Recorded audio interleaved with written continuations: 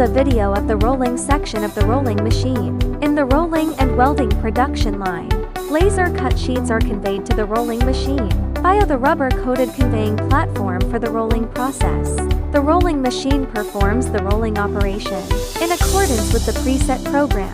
The fan cylinders, after being rolled, are stacked onto the unloading rack.